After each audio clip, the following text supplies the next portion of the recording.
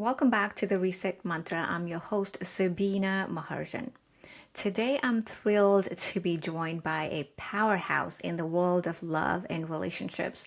She is a dating and relationship coach, a three times author, a speaker, and has been transforming lives for over a decade. Certified in cognitive behavioral therapy, Persia Lawson specializes in helping female leaders attract healthy, meaningful relationships that are a force for good, not chaos. Named one of the UK's most successful love coaches by The Times and an irreverent British guru by Marie Claire, Persia is the resident dating expert for Badoo and the elite matchmaking agency Bow's Line Partnership. She also hosts the top 3 rated Love Is Coming podcast, and her work has been featured in Vogue, Cosmopolitan, and the BBC. Persia believes that love isn't just about two people, it's about healing, growth, and creating a ripple effect that touches families, communities, and even the world. I can't wait to dive into this conversation with Persia and explore how we can reset our approach to love, dating, and relationships. Hi, Persia. Welcome to the Reset Mantra. I am so excited you're here. I'm so excited to be here. Even more now I know that you are originally from Nepal, which is one of my favorite countries in the world. Yes, it was so amazing and felt so good. Like I was mentioning that you've been to Nepal, and then we have some connection there. Hopefully, we can travel there sometime, and then do some retreats or the Yeah, programs that you do. We can do it yeah. in Nepal. It would be It's a very amazing. special country, isn't it? I mean, it's interesting because you're from there and you grew up there, but in fact, the last chapter of my book, I've just remembered, is set in Nepal. It's when I saw Everest in my book, Love is Coming, the last chapter. Oh my, it actually makes me really emotional because I forgot that. And Really? that's like really synchronistic. And I was saying to you before we hit record that, oh gosh, I completely forgot about this. Before we went and did this trek with my dad is in Nepal at least once a year. He's a big trekker. So he's always in the mountains. My husband and I went with him in 2017. And before we went, my husband got a tattoo on his wrist in Nepalese, which said Santi Re Maya, which apparently, hopefully, means peace and love. And Peace and which love. we have a festival called Peace and Love. And it's like just our little mantra together. And I've got that in my wedding ring in Nepalese as well. So, yeah, divine Wow. timing and synchronicity. Divine timing and synchronicity. Wow. Yes, I it just made me feel speechless, just like how on the earth I was just scrolling through social media, I found you, and out of all the people, I choose to go into your Instagram page and say, I am going to send her the message. And here we are. So thank you so, so much. I am just so grateful to just have you on the podcast and chat through your book and much more. So let's get right into it. The whole concept of dating is something I've never really navigated in a traditional way. My past relationships have mostly evolved from friendships, and I was with one person for over a decade, my entire 20s and some early 30s. So now when people talking about dating and this timelines, I feel like I've landed in a completely different planet. And that's where I think that I'm not alone in this. There are so many women who've been in long term relationships in their 20s, 30s, and now stepping into this new world of learning to think and live differently. So tell me a little bit about, where do you think someone in that position should even begin? What do we even go about Hmm. this topic? Okay, so that's a really great question to start with. So the book is called Love is Coming, and in order for love to come into our life, we've got to look at the things that are blocking it from coming. And primarily that is our relationship with ourselves, which, looks like our belief systems, believing we're not worthy of it or it'll never happen for us, or maybe we've had our heart broken before and experienced pain and trauma, either in a relationship or in childhood. I had a very chaotic childhood. My parents struggled with addiction. And that was a big part of why I had a really chaotic love life for a long time because I went and mirrored what I had been very used to at home. And that's what we do as human beings. We will always go and recreate what is familiar to us. We might not like it. It might not even be comfortable, but it's familiar. And we've got to remember we are animals. And so there is a safety in the familiarity, and there's a danger in what's unfamiliar, even if what's unfamiliar could be something amazing. It was hard to get my head around the idea that my nervous system could be more afraid of real healthy love than of drama, because drama is what it was used to. So heal is ultimately about releasing and letting go of all the conditioning, all of the beliefs, all of the pain, all of the trauma, all of the things that we've acquired throughout our life that are not serving us, or they're not serving us in terms of getting what we want in our love life, in terms of what I talk about, getting a healthy, exciting, meaningful relationship, because that's the only way you're going to be able to go the distance and be happy in a relationship. There are plenty of people who are stuck in loveless, depressing marriages that don't feel authentic or full of love at all. And I want to help women who identify as being career driven, like myself, ambitious, go-getters. I've always been like that. I like working with women like that because I know they'll do the work. That's a big part of it, and it requires work. But I want them to get relationships that like expand and make their life even better, but they're the cherry on top. It's not like they're not needy and desperate and dysfunctional. For the most part, they're healthy, but we have to work on our relationship with ourselves first and make sure that we're looking at those blind spots or those wounds, those beliefs that are not serving us. Because when we do, like, love is our natural state. Just before we came on to record, I was listening to some Gabby Bernstein. Like, I interviewed Gabby Bernstein, 11 years ago on for a YouTube show. And I just heard her say, which was interesting, is what she said. I don't know if it was on camera, but it was to me either on or off camera. And she said it was a line from a text called A Course in Miracles, which is a spiritual text. And it says, miracles occur naturally. When they are not occurring, something has gone wrong. And what it means by that is love is our natural state. Like, love is our natural state. And it's not that we need to become something else to attract love. We just need to remove the blocks to it coming. And then, I mean, moving on to the attract phase, because then it's like, why do you need the attract phase? Well, really, you don't, because if you have released all the shame and all the crap, you will naturally attract things that match the healthier frequency that you're on. There are tools and things that I teach in the book and in my core program, Love for Leaders, that can help you. Ultimately, in the attract phase, we look at the 4 key pieces that help, that like it's about how can you become like master dating and get really good at it. And it starts with your energy. Energy is it's like 80% of it. Your energy is the first thing people notice about you, even over your looks. You may have walked in somewhere and seen a woman that you might see, oh, she is beautiful, but she does not look happy. And it's like the first thing is like, I notice her beauty, but even more than her beauty, I notice that she just looks miserable or uncomfortable, or like she doesn't want to be there, compared to someone who might not be as traditionally beautiful, but they have this like vibrant energy that you just notice them when they walk in the room. So magnetic energy is the first piece in terms of attract. And the next piece is powerful discernment. So this is where, back in the day, our fathers, as women, our fathers would do this bit for us, getting clear on like what it is that is a good match for us, what it is that we want, what our boundaries are, what our standards are. And so it's the choices that we're making. The third part is the part that all the women I work with, they find this the hardest, is effective communication. So now you are feeling good in your energy. You know what you want. You know what's not okay with you. You know what your boundaries are. The next part is like, how do you actually communicate that to someone else? Because you have to do it in this relaxed way, but like being really clear and direct, but really relaxed at the same time. That takes skill. That takes practice. And the last part, which I think we all struggle with a lot in every area of life, radical surrender. One of the best things I was ever taught, I say this on pretty much every podcast episode because it's changed my life, this idea, and every area of my life, and everyone loves it.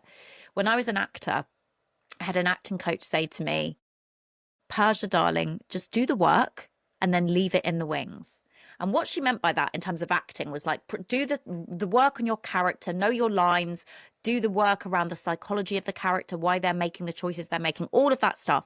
But ultimately, when you go on stage, you don't want to be thinking about that. You don't want to be in your head. You want to be in the moment and surrender to the moment and go with it. I talk about surrendering to the festival. I met my husband at a festival in the most magical way you could possibly imagine. And this is it, is that, when you go on a date, I don't want you to, like, I've had clients be like, oh, like wanting me to sort of coach them there on the date. And I'm like, just, you've got to do the work before. And when you're on the date, just be in the moment. And the more you practice that, the easier it gets for you to like relax and be who you really are. And with some people, if you can't be who you really are, it's because they're not the right fit for you. There's nothing wrong with you. I always say, like, if you go into a shop and you see a pair of shoes you like, you try the shoes on and they don't fit or they really hurt. It's not like you go and chop your feet off. There's nothing wrong with your feet. It's not the right fit. There are plenty other shoes out there that will fit you. But when it comes to dating, we're like, we take it so personally. We think it means that we're not good enough. We're a failure. We're going to be single forever. But if you can like soften, I mean, I've gone off on a big tangent here, which is what I tend to do. But, it's just like, love is coming. Love is like, really, it's like, it could be called love is here when you stop Mhm. pushing against it, because we think Yeah. we consciously we want the love.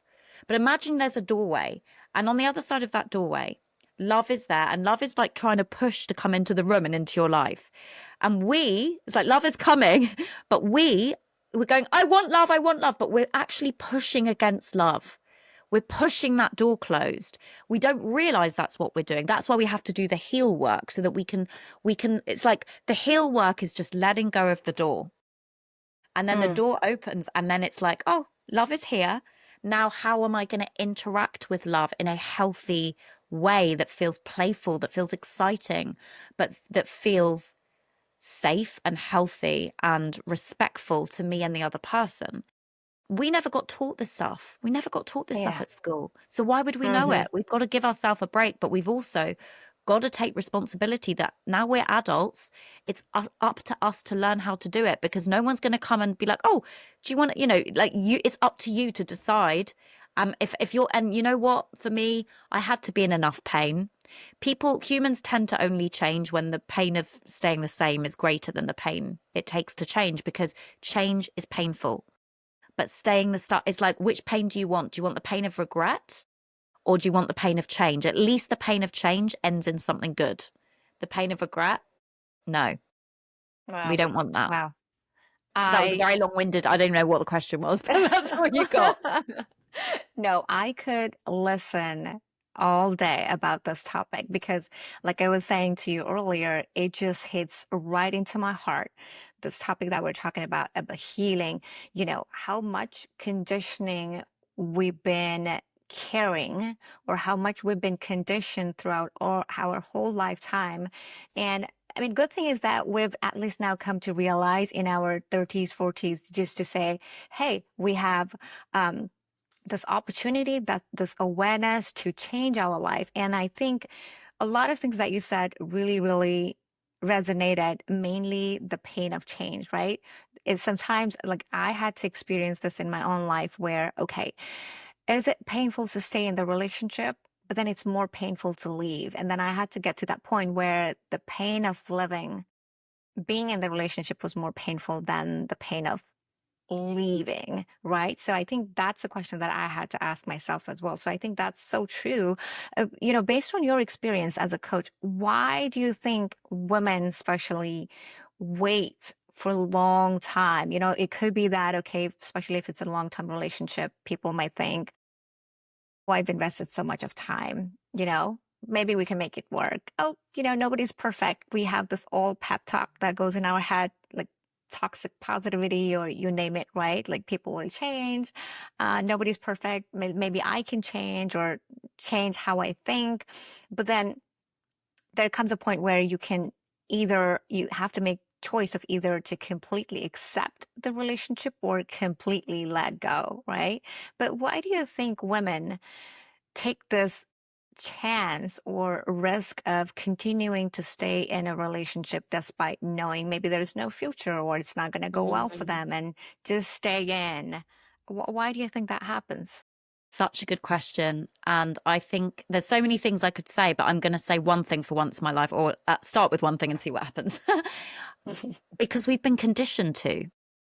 Because women did not, we have not, as women, had control over very much in our lives, especially our romantic lives and money and work. So partly it's like, women we've had marital rape was made legal in 1991. Women weren't allowed their own bank accounts, careers, to own a house, anything like that until like we're talking decades, not even 100 years. And as I said earlier, our fathers picked who we were to be with. Um, Whether, if we were lucky, we had a dad who wanted us to be happy, but sometimes primarily it was a business agreement. It was a business agreement. It was about money. And I think that conditioning lives really deep in us still, and we don't even kind of realize it a lot of the time, like how deeply that conditioning is ingrained within us. And so I think we have to cut. I've got a chapter in my book, Love is Coming, about this. I think it's called Nice or something like that. But I talk about like we've been conditioned to be nice.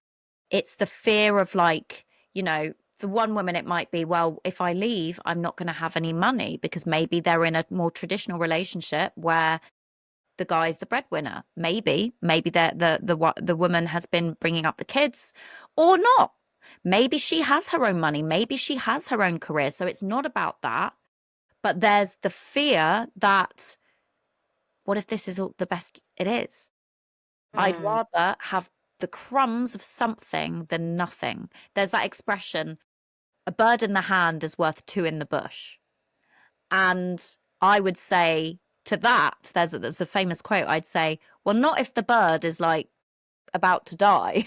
Like if it's like, it's really on its last legs. Whereas the two birds in the bush, I don't know what, with this analogy, I don't know what the person's wanting to use the birds for, but, if it's, I don't know, I'm not going to go down that analogy anymore. But the point is why we're scared of letting something go, even if it doesn't make us truly happy, because we think, well, this might be the best it gets for us. And again, I think that speaks to the conditioning that we as women have had, is like, just accept your lot. You're a woman. That's what you get. And even though women are now so much more empowered, we still have not, like, it takes years to really, what's the word? Integrate. Like we've had, think about what women have done in the last 50 years alone. You know, how much change has happened. Look how long it took men to do all those things that we've done in like literally decades. It took them hundreds, if not thousands of years. Like women are incredible.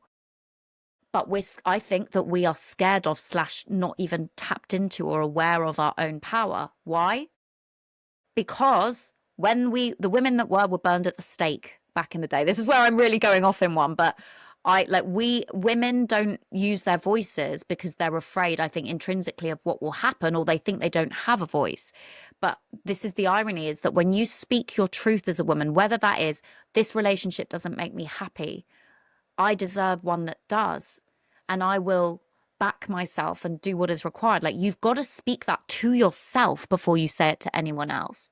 If you are not connected to your truth and to your intrinsic power, then you are going to outsource your power and your choices, and therefore your destiny, your future, to a man or to whatever happened. I'll just see what happens. I'm just going to stay. There's a song by a woman called Kate Nash, came out years ago, and she said, oh God, that is so powerful, this lyric. She said, my fingertips are holding on to the cracks in our foundation. It's like, and I remember being in a relationship where I knew I just needed to let go, but I was like this, like with my nails, like it was a cliff. I was so scared to let go because I was like, what if I fall and I just go into the abyss? because that's the risk you take. But what I have experienced is, yes, there will be some terror and fear, but leap and the net will appear, or let go in this case of the relationship, let go, the net will appear. It always does. But you've got to be willing. If you want to get to the castle, you've got to be willing to swim the moat. Like there's going to be some pain, there's going to be some loneliness, there's going to be some fear, there's going to be all those things, but it's temporary.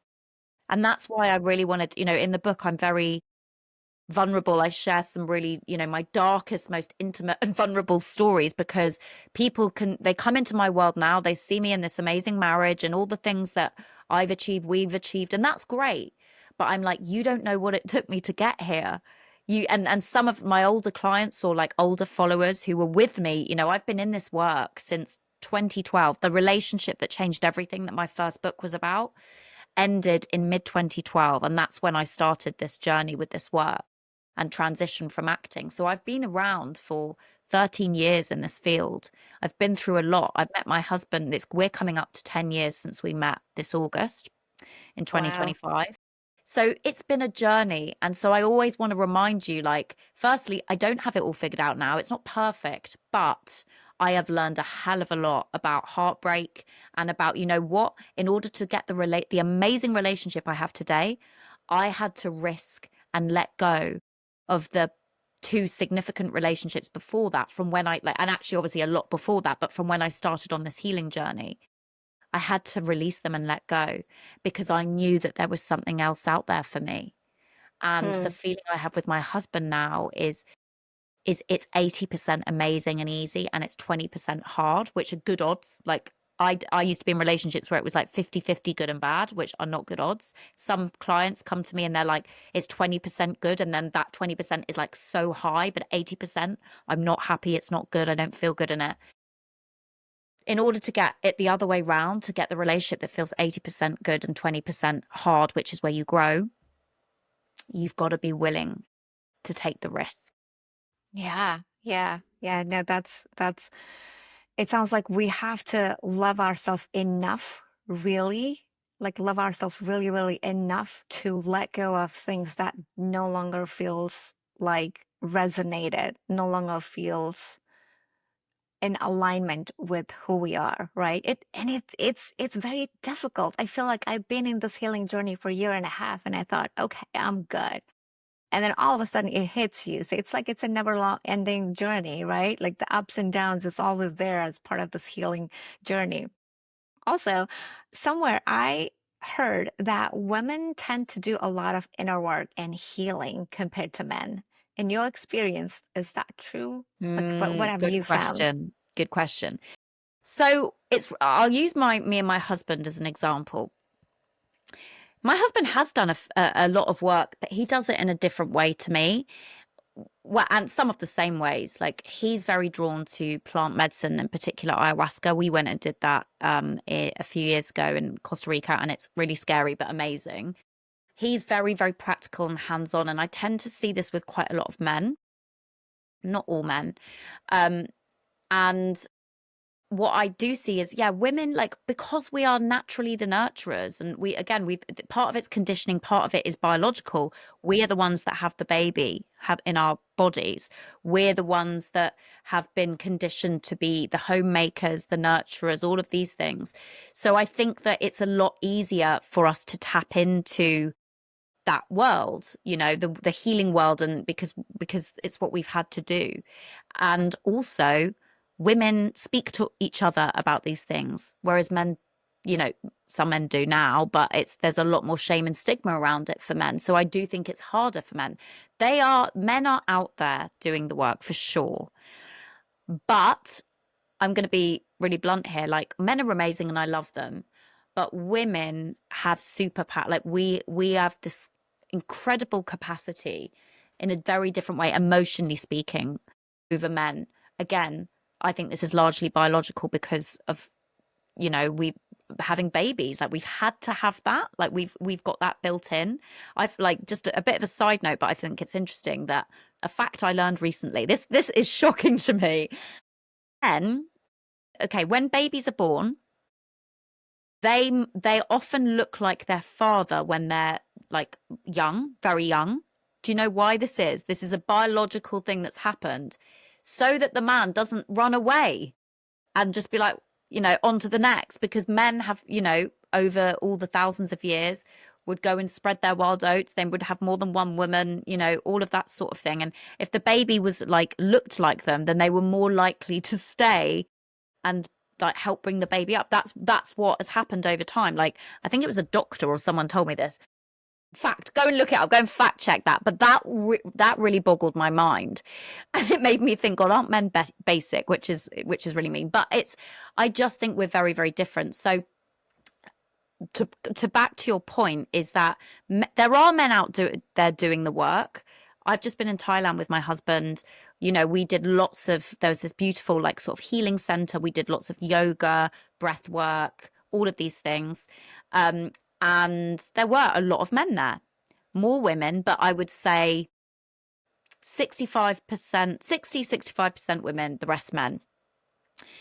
What's interesting for my journey with this, with my husband, before he met me, like he's always been very hippie, but he never actually did meditation, yoga, any of that. I met him at a festival where I was speaking about my first book, which was coming out soon.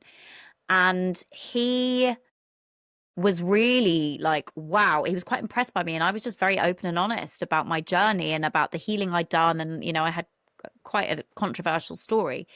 And so he was going to Bali for 6 weeks, 2 weeks after we met. So we were dating in those 2 weeks and had this amazing time and really were falling in love, although I wouldn't let him say it. And I was like, no, wait, like go to Bali, do your thing. He was going on a lads trip with his guy friends.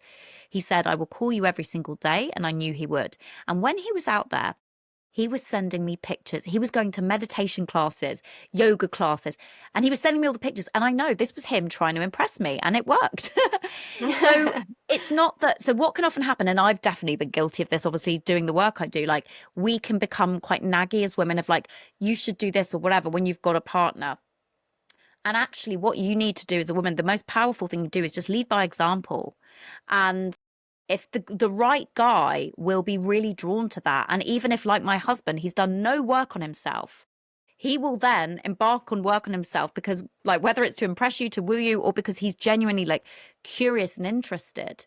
So it's about staying open and not like shutting things off, because I could have been like, oh well, this guy hasn't really done any work on himself, so therefore I'm not going to be open to that. But then I would have missed out on this whole journey we've been on together. And he was so, he said, I'm so inspired by you. So we don't want to nag them and make them do it. We just want to do our thing and give them the freedom to like be inspired or not. And if they're not, and if it's not a fit for them, then they're not going to want to date you, So be open-minded. It doesn't have to look like the way you think it needs to look. Yeah, from what I hear, it sounds like, we as women, we really do have that power in us to really positively influence the other person or the surrounding, right? Based on what we think, how we feel, how we act. I feel like we really have that power. And sometimes I personally am guilty of this in my life. I didn't know how to take my power back. I was constantly looking externally and thinking someone's going to save me or, get that external validation until I realized actually, I am the one creating this reality for myself. I just didn't know that this power and magic all lied inside me, and therefore I am the creator, right? I mean, the universe is the creator, but I am also the creator Yeah. of my life. For people, once they have, let's say, healed themselves, but I still sometimes feel that, we have the subconscious patterns that's embedded in us that's kind of shape our relationship. How can we become, or how can someone become more aware of this subconscious patterns, right? And maybe start to think from a place of healing and this new, renewed awareness than repeating their patterns, being in a relationship or the single phase of life. Yeah. It's a really good question. And what I would say is, we live in a world today that's amazing. There's so much free content. There's books that are low cost. There's a lot that you can really do on your own. Like you can have a lot of awareness and understanding. But as I learned the hard way, understanding is not enough to change patterns, because our nervous system, our psyche will do everything in its power to keep us where we are because it's trying to like protect us and keep us alive. And that's what it thinks. Like, I've got to stay where I am. So get it. This is where like whether you're working with a therapist or a coach, for me, like I'm trained in cognitive behavioral therapy. There's a lot of different types of therapies. Personally, my preference is coaching because it's results orientated more than therapy is, generally speaking. That's generally speaking. And if you want to get results, then what coaching does is firstly working with someone who they can see things. If they're experienced, they can see your blind spots, they can see things you can't see because they have the experience, they see the patterns, whereas sometimes we're so in it that we can't see the wood for the trees. And I know for me, of like, I've spent sometimes years trying to figure something out on my own. And then I'll have, a session with a good coach and they're like, oh, that. And I'm like, how did I not see that? I've been reading all the books, I've been doing all the things, but I was too close to it. But also understanding, as I said, understanding is not enough to change the behavior. And what I like personally about coaching is that there's like, well, I can speak for myself. I know a lot of coaches where it's like, you're not just going to come and talk to me about your problems. I'm going to say there's a program or a structure. Like, even in my book, I share this of like, this is how we're going to move you through the process. It's like, you've got to think differently, feel differently, and therefore you will behave differently. You are not going to do that by yourself. You've got to actually, whether it's I do emotional freedom technique, which is tapping, which is a game changer and is so fast and effective. And that helps to reset our nervous system. It helps, for healing, it's great because it helps to clear the mindset or the negative beliefs, the trauma, things out of our body. So it's a somatic practice. It's really powerful and it's really quick. But where I see it, if we're going to speak about relationships, is like the thing that women are most terrified to do, which I mentioned earlier, is the thing they need to do. It's like when you've done that healing work, that's great, but some people can get stuck in the healing part. If you want to get the great relationship, there is no way around the fact that you're going to have to get much better at communicating. And the thing is, generally speaking, for women, communicating and saying to a guy, this is what I want, this is what I desire, this is what my boundaries are, not literally in the way I'm saying it now, but this is, there's a whole process with it. But ultimately that's what you're doing, that's what you're conveying. If you don't know how to do that, or you don't do it, then how can you blame the guy? Like, he's not a mind reader. He doesn't know what you want. And you might not even know what you want if you haven't done the heal work to get clear on what it is that you want and what what isn't a match for you. So that's the thing with the sub. We don't know what we don't know, and we can't see what we can't see. My friend Nikki Clinch is a maturation coach, and she's got this brilliant line. I hope I get it right. It's something like, we can see what we're seeing, but we can't see where we're seeing from. So we're looking at this world and we're going, this is the world, this is fact. No, it isn't. This isn't. I'm a story making machine. I am interpreting what I'm seeing. I'm creating my reality based on my conditioning, past relationships, all of the stuff that's happened to me. I'm not seeing facts. There is not really, objectively, there's not really facts. It's like we are all seeing our own version of the world. So in order to get a different reality, it's like you've got to shift the way you see and therefore experience and therefore behave in the world. That's, when people talk about manifesting, I talk about in the attract phase. It's like people just think manifesting is like, oh, I want this, I'm going to think about it and it comes. It's like, no, it's so much harder than that. Like, there's a lot more to it. You've got to do the releasing of the things that are blocking you. And then you have to do the deep work of like changing and shifting how you see, experience, and show up in your day-to-day reality. That is when you will start attracting things that you desire. I love it. I really love it. I briefly wanted to touch on when you mentioned about EFT. I was nodding my head for those of you who are listening because I recently started to incorporate, just explore a little bit of EFT. And whenever I have those negative thoughts or some kind of anxiousness or fear, I have the session recorded in my phone and I immediately go and listen to it. And I feel so good. It just feels like you're being distracted and you're calling all your power back to you, and then now Yes. you're feeling back whole, and there's just a new sense of energy. You're just, you know, created or it was already there. We Mhm. just don't pay attention. So, talking about communication, right? Women and communication. I have a really love and hate relationship with the way that I communicate, especially, even starting with friends, family, relationships. I used to think I'm really good at communicating, but apparently I'm not. So, and this is what I've seen, even for ambitious, independent women, right? Like who really take pride in being a self-sufficient person and financially independent, career driven. I've seen that even for them to really ask something to their partner, it feels like, but I'm an independent woman. I'm self-sufficient. I Mm, want to do it on my own. If I ask, it seems like I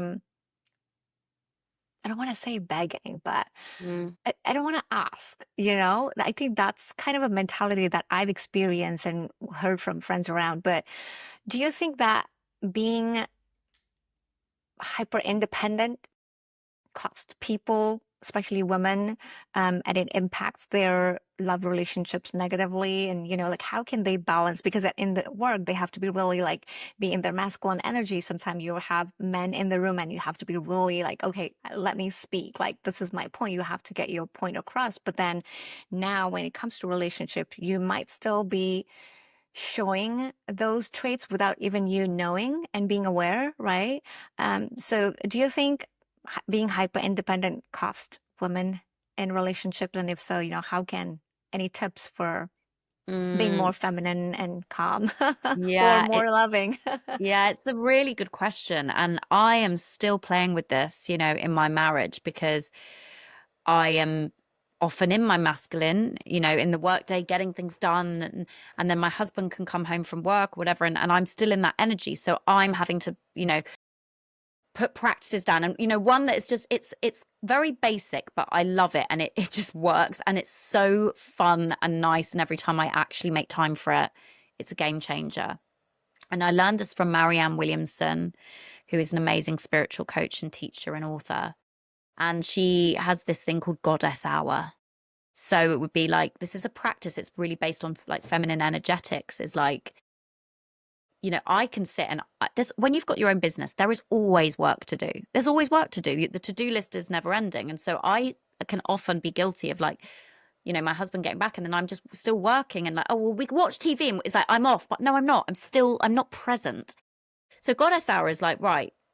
And when, yeah, say, okay, I know he's going to be home in X, and you don't even need a partner for this. I'm just giving me as an example. You can absolutely I recommend doing this single. I recommend doing this before you go on a date. I recommend doing this every day of your life, even if you can't do a full hour. But it's like a divide between your work day and the evening, because evening is like sensual time. So that might look like I'm going to have a bath. I'm going to light some candles, burn some incense. I'm going to put on some lovely silk. I'm going to listen to some jazz music. I'm going to cook and I'm going to be present and just like anything that connects me to my sensuality. Maybe it's doing some yoga. It can be anything. It can be dancing. It can be whatever works for you. But it's like the work is stopping now and I'm getting into my body and I'm getting into my sensuality. And when you do that, and like I get my clients to do this when they're single because it's like we're very, very, and we've had to be as women. We still live in a patriarchal culture. So the way that a lot of women and things are starting to change now, but have like created success. Certainly the way I've done it, it's been like, right, I've become very masculine, at least for a lot of my life. That's why I really love going out dancing because I'm not on my phone. I might take some pictures, but it's like no work is going to happen here. I'm in like the environment is what creates the vibe, so and the energy we bring to the environment. Like, well, the environment helps us or hinders us. So the thing is, when I'm at home, because I work from my home, like, if I've got clients who I think the hard thing is because now we have our phones and we have email. Like we it's hard to get away from work. Back in the day, be like, you leave the office, that's it. I'm going home. This is me time. And now work and not even and I'm not even just talking about work like career work. I'm talking about like life admin, responding to texts, like doing, just whatever it is, like, paying your car fit, all of those just annoying life things. It has creeped into every area of our life. And if you're like me, like I am a productive person, I am an achiever, and this is something I still battle with, but it's like the productivity being tied to our worth. And that's why but it's like, you know what, the to-do list is never going to be done. So you need to, like, what's more important to you? Trying to get to the end of something that you will never get to the end of, or, prioritizing what this is the things that absolutely must happen today. And this is my boundary. Like, I am going to go into a different energetic state at this time in my day. So that's like because I sometimes think, there's a lot of talk these days about energetics and masculine. And I'm like, yeah, but how? Like, it's like, how do we do that?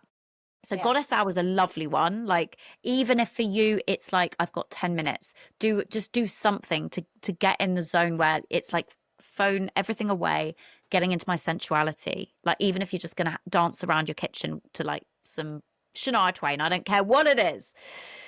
And like what we've already mentioned, tapping where you're actually speaking to the block. So I have to do this a lot, like tapping around, you know, my worth, the belief that my worth is so tied to my productivity. This, because that was a trauma response from my parents struggling with addiction, is that instead of me going and getting lost in drugs, two things happened. I got like, I'm going to be the best. So I would like work so hard for my exams, like crazy hard. And then I got addicted to boys in a very dysfunctional way. That was my way of dealing with the trauma and the pain of what was going on at home. So that's what and I often see this with women who are very successful, that it's a double-edged sword where our success is very linked to us avoiding or running away from our pain because we're scared to just be present. When we're still and connecting with our feminine, that's where stuff comes up. Like, that's where pain and trauma, like that, and that's what we want to happen, because we want to be embodied, we want to be connected to our truth, we don't want to keep stuffing it down, which is what we do when we're running, just pushing, work, we're in that energy. The feminine requires us to slow down, to be present, and to surrender the struggle. And when you allow yourself to do that, it's actually so liberating. But the fear around doing that, certainly for me, can be really hard, can be really scary to just sit with ourselves. Yeah. Yeah. It to me, what I heard was like, okay, you have to really be mindful about, what you're focusing and prioritizing, right? Like, okay, you're out there working, making decisions and leading. And then when you're back home, you kind of be mindful of where you are and really honing into that feminine energy and learning to relax and be. I really love when you say releasing blocks. I feel like that's a continuous process, just like we brush our teeth every day. Every person should do that. I was just connecting with one of my friends on Instagram Live yesterday, on Sunday, about some manifestation tips that we're to share. And she mentioned this releasing blocks. We were basically talking about, how can we feel good in our own body, and, using tools like meditation and breath work, even a walk. Those can really help us regulate our nervous system. And we happen to talk about releasing blocks, right? Like when we're learning to relax and feel good and safe in our own body, we tend to come into this balance, like centeredness. And then that's when, like you mentioned, we start to attract things on its own, I should say, without forcing or needing certain things to happen. Mm, Hmm. I love that. So, so once someone has done the inner work, right, and they have a partner, I feel like now there's more challenge of keeping it up, right? Like, what do you think? Like, okay, once someone has healed, let's say, they are in their balanced energy, they've attracted a positive, good partner who are totally aligned, but then now you have to continue, right? And I believe that maybe I'm assuming you will have to still continue healing yourself learning to balance your energies and making sure you're giving enough time for yourself while also prioritizing relationship. Now that's another challenge or opportunity, if I can say. So what do you recommend or what do you tell women who are in that Yeah. situation? So this is why I had to create a whole new body of work and called it Commit, which is the third part of Love is Coming, and also my program Love for Leaders and various other modalities that I work in, because my work became a victim of its success. And what I mean by that is that exactly what you just said, women would do the healing, and it's not like you're done healing, you're always healing, but you go through seasons where it's like it's very, very much that I'm in a healing season, not just like just a little episode of it, if that makes sense. And then same with attract, you go through a phase where you're like in an attracting, playful vibe and, associated with the sort of summer energy.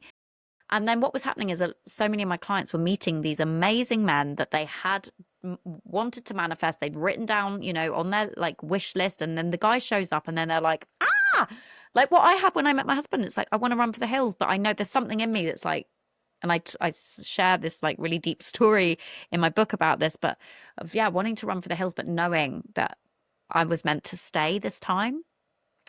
And so women were coming back to me having like they got the guy and it was like yay, and then they would stop working with me and then they would come back being like, I want to run away, I want to sabotage it. And exactly the process I had to go through is like, how do you keep it? Because what happens is the commit is very interesting. It's like, that expression, be careful what you wish for. Because when you get it, Mm. it's like, oh God, I never really like banked on what happens when you get it. It's not like end film, like the end. Like, no, you're at the beginning of a new journey, which always leads you back into heal. So it's like heal, attract, commit becomes this cycle.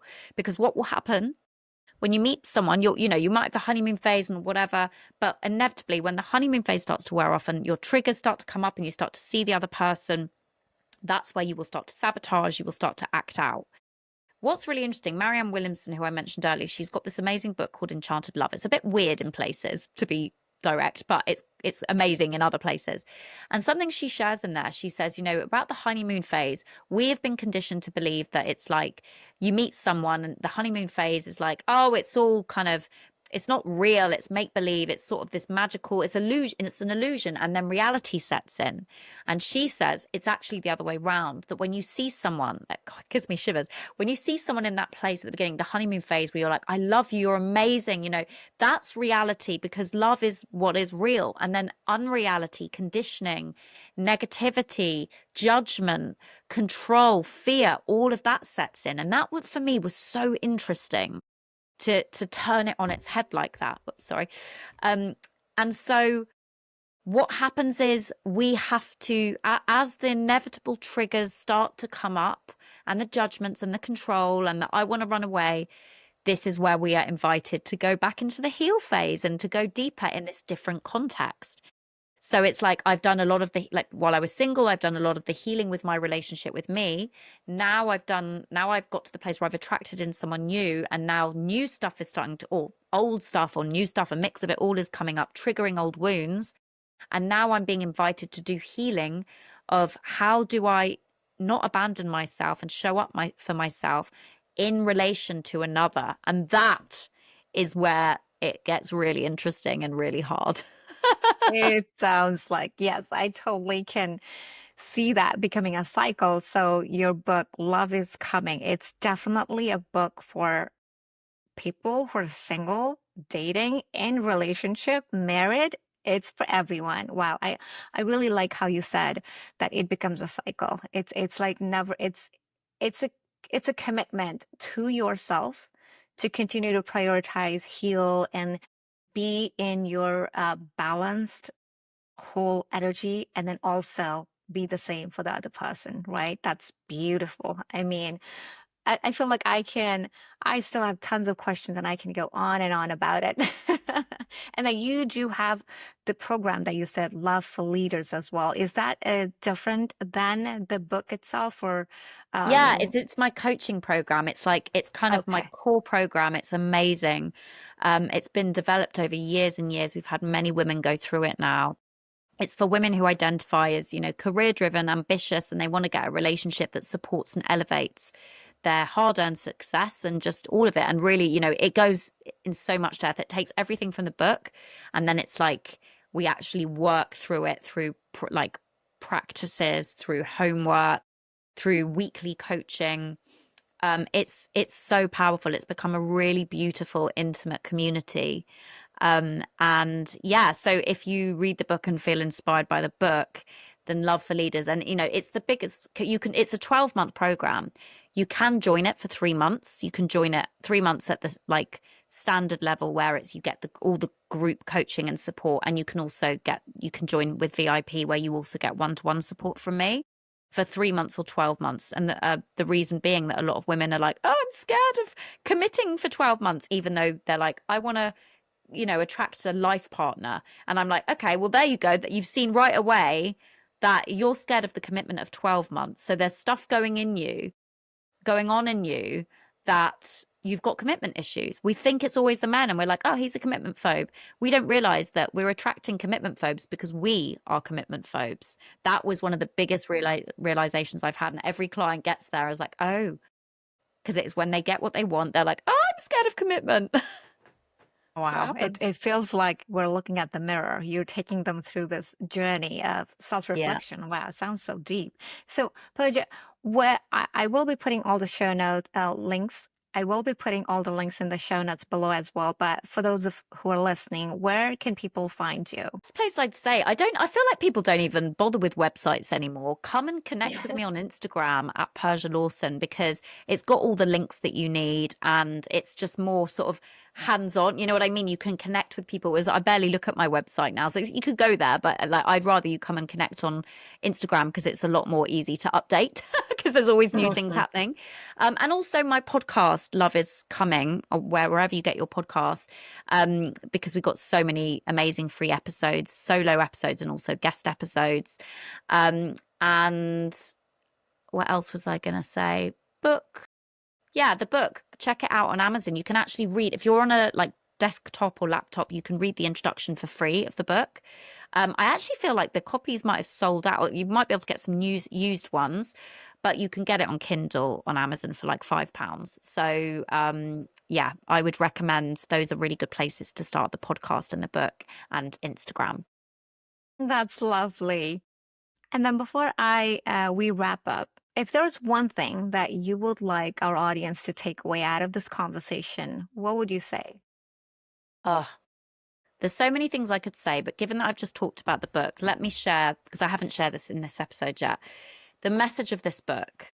We've talked about we live in, I think we have, I don't know. We live in a culture today that's superficial and transactional. That's the way that this sort of operating system of particularly dating is. It's become very transactional.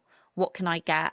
Non-committal, flaky, um, people not sharing their truth, people kind of whether being manipulative or catfishing or just people not feeling safe to share who they really are because it feels exposing. And the message of this book is if you want to have a healthy, exciting, meaningful relationship that can survive the 42%, which is actually probably more than that now, divorce rate, then it's time to stop looking outside of yourself for the partner you want to get and start looking inside of yourself for the partner you want to be because you have so much more power and control than you realize. It's just that you're directing that into the wrong things. You're trying to control the things you can't control. You cannot control how your dream life partner is going to show up in your life. You can't control other people, but you can control what we were talking about earlier, how you think, how you feel, because how you feel is a direct relationship with how you're thinking and how you behave. And when you do that, that is what will change your reality, your 3D reality. And when I sit here now, like, how did I go at my worst, my lowest moment, being sexually assaulted in a strip club that I was working at because I felt so crap about myself? This was just after I got my master's in acting from one of the world's best drama schools. I felt so bad about myself in 2010, got sexually assaulted, put on 2 stone in 2 months on an acting job in China, was sleeping with everyone everyone, cheating on boyfriends. I was addicted to cheating. I ended up in Sex and Love Addicts Anonymous. Like my life it went very dark for someone who's accomplished and intelligent and like had a very good education. I went to a very dark place. How did I get from there to where I am today? Happily married, own my own house, do work that I love, get to, speak and coach on TV and all of these amazing opportunities, travel the world with my love and, have this amazing dog, like all of these things. Still have struggles and challenges, do not get me wrong, but I know how to deal with them and navigate them now. And the reason I was able, in the same way my parents went from a crippling drug addiction to like having a life beyond their wildest dreams, like I had them as an example. I had them as an example to see that change is possible. But guess what? It's not just going to happen. It requires you to participate, and it's not going to be easy. It's going to require you to commit, get out your comfort zone, and show up day in, day out. And that's why having support through a coach, through a mentor, whatever that might look like to you, whatever you're called towards, makes all the difference, because we need the accountability in order to implement and actually make the changes, because you will get scared and you will just go back to your comfort zone, because that's what we do. Get the support, take it seriously, because I'll tell you the reason I'm here. I gave it my all because I wanted that amazing relationship more than anything. And I was willing to back myself and do what was required. And that's what it takes. Like, we know if you want to have an amazing six pack, you can't just sit and watch YouTube videos of someone doing sit-ups, like whilst you eat your kettle chips. Like, you've got to actually get in the gym, get a personal trainer, whatever it is. That's how your life changes. And I think we've got to stop pussyfooting around that and realize it's going to be hard, but it's so, so worth it. So worth it. Well, thank you so much for sharing. Like you said, change is possible. And, I'm so proud of you for doing all the amazing work that you did, right? It's not easy, but you made it happen for yourself. And now you're being this messenger and rescuer, if I say, because a lot of time we feel helpless, right, on our own. And when we have like a coach, a person that we can go to get, who've been on the same journey or heal people, I think it's really, really amazing. I just don't have enough words to say that. So thank you so much for doing all that you do, Persia.